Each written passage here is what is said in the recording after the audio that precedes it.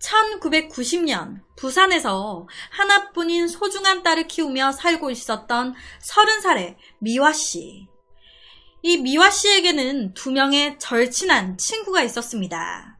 성주 엄마와 미니 엄마. 이 3사람은 매일같이 어린 자식들을 어린이집에 보내고 나면 셋이 앉아가지고 수다를 떨곤 했어요.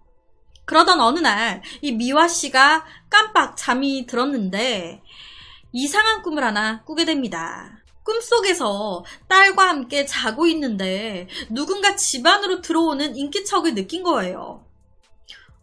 오늘 남편 야근하는 날인데 방금 저 소리는 뭐야? 도둑 든 거 아니야? 그렇게 일어나서 거실로 딱 나갔는데 웬걸? 검은 갓을 쓴 저승사자 한 명이 떡하니 서가지고 미화씨를 보고 가자고 얘기를 하는 거예요. 이에 너무 놀란 미화씨. 아니 가자뇨. 저 지금 죽은 거예요? 저 이제 죽는 건가요? 라고 물었는데 이 저승사자가 한 번 태어나면 또다시 죽는 것 또한 이치이거늘 이 생에 미련두지 말고 그냥 떠나자꾸나 꼬마야 라고 말을 하네. 미화씨는 꼬마가 아닌데. 어느 순간 이 저승사자 옆을 딱 보니까 아니 이 미화씨의 딸이 저승사자의 손을 잡고 같이 서 있는 거예요. 그러니까 이 저승사자가 미화씨가 아닌 미화씨의 딸을 데리고 가려고 나타난 거죠. 이 모습에 놀란 미화씨는 다짜고짜 이 저승사자의 바지가랑이를 잡고 늘어지기 시작했습니다. 안 돼요. 우리 딸은 절대 안 돼. 나를 데리고 가요. 안 돼요. 아니 이거 나 이 아줌마가 왜 이래 이거 나. 그렇게 저승사자와 미화씨와의 실랑이가 벌어졌는데 그 과정에서 이 미화씨가 이 저승사자의 옷 가랑이를 너무 세게 잡아 당겨가지고 이 저승사자의 바지가 찢어졌네. 아이고 어떡해 죄송해요. 어떻게 찢어져 버렸네. 아니 이 아줌마가 미쳤나. 이게 얼마짜리 유니폼인데 씨. 그러니까 제가 딸 데리고 가면 안 된다고 했잖아요. 죄송해요. 그러면서 이때 이 미화씨가 저승사자한테 미안하니까 자기 손에 끼워져 있었던 금반지를 쓱 빼가지고 준 거예요. 죄송해요. 제가 가진 건 없고 이 반지로라도 새로 사 입으세요. 라면서 건넨 거죠. 그런데 이 저승사자 이 반지를 받았습니다. 순금이네? 라고 하면서 이때를 미화씨는 놓치지 않았어요. 그 금반지 받으시고 우리 딸은 절대로 데려가시면 안 돼요. 그랬더니 이 저승사자 이러면 안 되는데 내가 특별히 당신한테만 말해주는 건데 오늘은 꼭 오후 3시를 조심해. 오후 3시. 그러고 꿈에서 깬 거예요. 그런데 꿈에서 깨보니까 오후 2시네. 낮에 낮잠을 자다가 이런 꿈을 꾸게 됐던 거예요. 손에 끼고 있던 반지도 어디 갔는지 사라진 상태. 거기다가 분명히 저승사자가 오후 3시를 조심해라 라고 했는데 꿈에서 깨보니까 오후 2시야. 저승사자가 데리고 가려 했던 사람은 딸이었죠. 순간적으로 불길한 느낌이 든 이 미화씨, 바로 딸을 찾아 나섰습니다.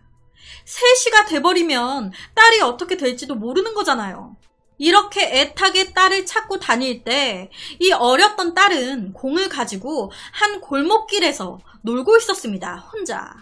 그런데 딱 오후 3시 정도가 가까이 됐을 무렵 딸이 놀고 있었던 이 골목길에서 갑자기 트럭 한 대가 쌩하니 지나가 버린 거예요. 그런데 이때 딱 기가 막힌 타이밍에 미화씨가 먼저 몇 초 사이로 딸을 발견하면서 트럭이 오기 직전 딸을 옮긴 거예요. 안전하게. 그러면서 사고를 모면하게 된 겁니다. 그때까지만 해도 미화씨는 그저 우연의 일치라고만 생각을 했어요. 그렇게 집으로 돌아와서 그날 저녁 또다시 미화씨는 이상한 꿈을 또 꾸게 됩니다. 꿈에서 딸을 재우고 이제 자기 방으로 딱 가려고 하는데 딸 옆에 보니까 잃어버렸던 금반지가 떡하니 놓여있는 거예요. 그때 잃어버렸던 반지가 여기 있었구나. 그런데 그 순간 또다시 그때 봤던 저승사자가 나타난 거예요. 그거 그냥 도로 가져가슈. 나 들켰어. 라고 하면서 이번에는 자기 혼자가 아니라 다른 저승사자까지 대동해서 2명이 나타난 거예요. 금반지로 저승사자를 매수하려 하다니 아주 간이 배 밖으로 나왔구만. 우리는 계획대로 이 아이를 데려가야겠으니 나와. 이 말을 들은 미화씨, 딸을 데려간다는데 뭐라도 해야 될 거 아니에요. 아니, 한 번 받았으면 땡이지 다시 물으는 게 어딨어요. 그게 이 아이의 운명인 것을 어쩌겠는가. 우리도 먹고 살려면 어쩔 수 없어. 그깟 금반지 하나 때문에 잘릴 수야 있나. 딸린 처자식이 몇인데. 어여 나와, 애 데리고 가게.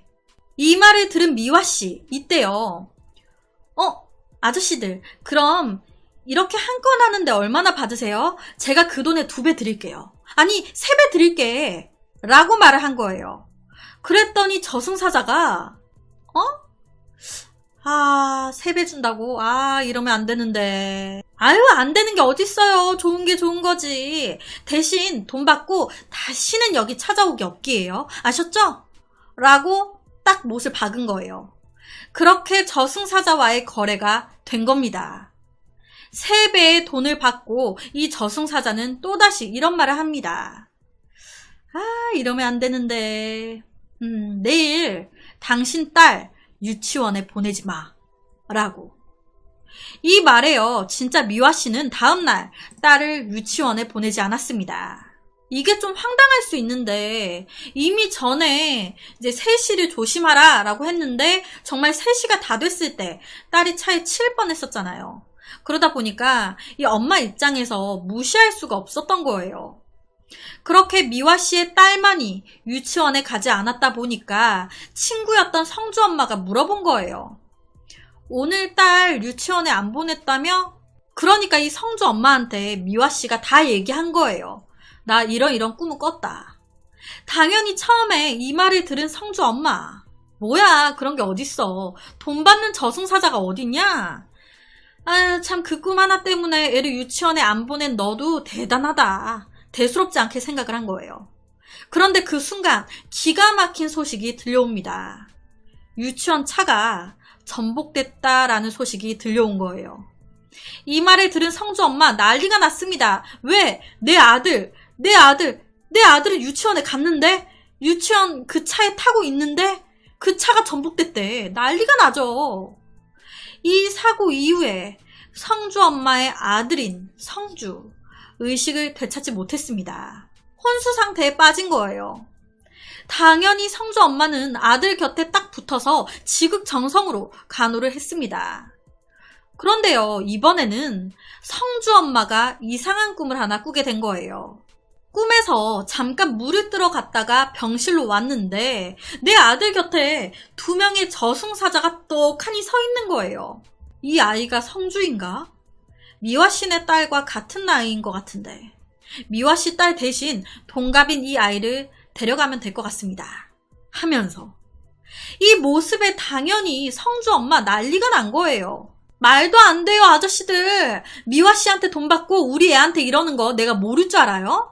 이거 뭐 비리 저승사자 아니야. 아저씨들 뭐 모르나 본데 그 집보다 우리 집이 더 부자예요.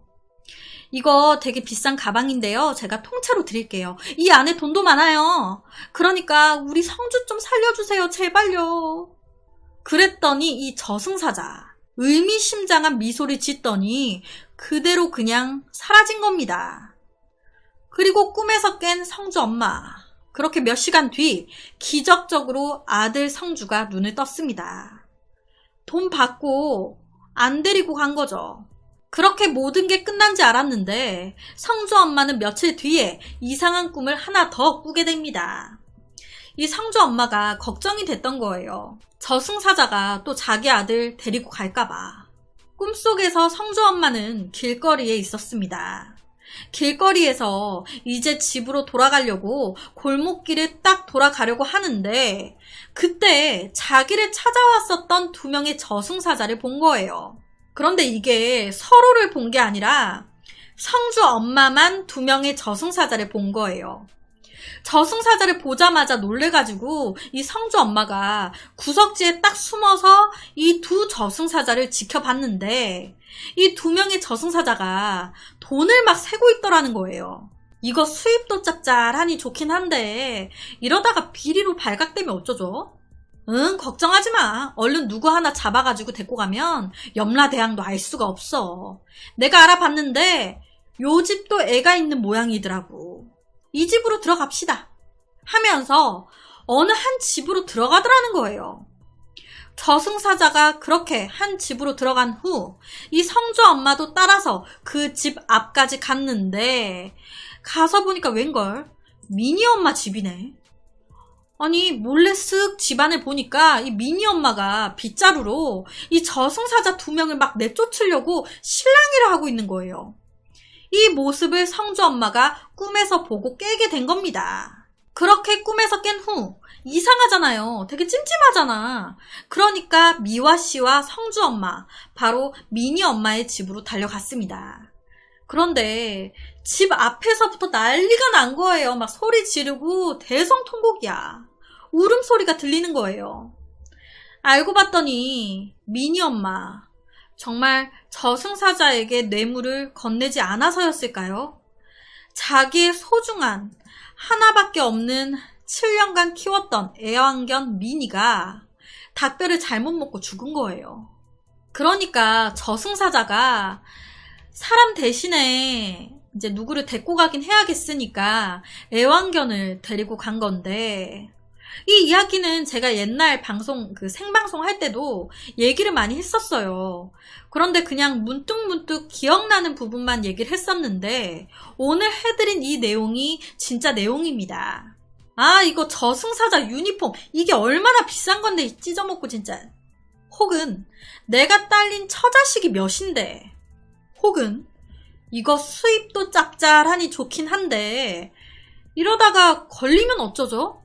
혹은 얼른 누구 하나 대신 잡아서 데리고 가면 염라대왕도 알 수가 없어. 내가 알아봤는데 요 집도 애가 있는 모양이더라고. 비리 저승사자.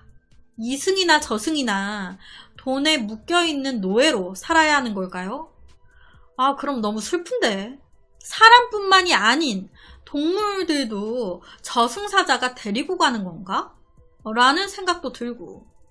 믿기 힘든 이 이야기는 바로 옆에 분이 실제 이 꿈을 꾼 당사자의 동생분이십니다. 방송 때는 모자이크가 안 되어 있었는데 제가 따로 한 거예요. 여튼 인터뷰 내용을 그대로 말씀드리면, 저승사자 꿈을 꾸고 난 언니가 조카의 목숨을 구하기 위해서 돈도 얹어주고 바지도 주고 해서 조카가 목숨을 구했고요. 옆집 아이도 똑같이 해서 목숨을 구했다고 들었습니다. 라고 얘기를 하셨어요. 믿기 힘든 이 이야기, 실제 이야기라는 거. 모미지 유튜브에 들어오시면 모미지 이제 재생 카테고리 중에 귀신, 소름 돋는 이야기 목록이 있어요. 이쪽에 있는 영상을 쭉 보시다 보면 오늘 말씀드린 이런 비슷한 내용의 꿈을 꾼 사람들이 꽤 있습니다. 이런 거 보면 정말 저승사자도 이승에 남겨진 처자식 혹은 가족들의 행복을 위해서 저승에서 일을 하는 그냥 하나의 그냥 직업인인가? 라는 생각도 들더라고요.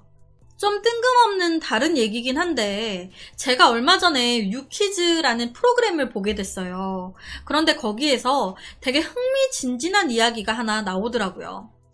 오늘도 이야기 중에 보여드렸던 자료를 보시면, 옆에 띄워드린 사진 자료를 보시게 되면 저승사자, 검은 도포에 갓을 쓰고 있죠. 조선시대 기록을 보면 저승사자가 까만 옷에 까만 갓을 썼다라는 기록은 거의 없다고 합니다. 그렇다면 저승사자의 이미지는 어떻게 이렇게 만들어진 걸까요? 이게요, 우리나라의 옛날 전설의 고향 1세대 연출분이 만들어내신 이미지라고 해요.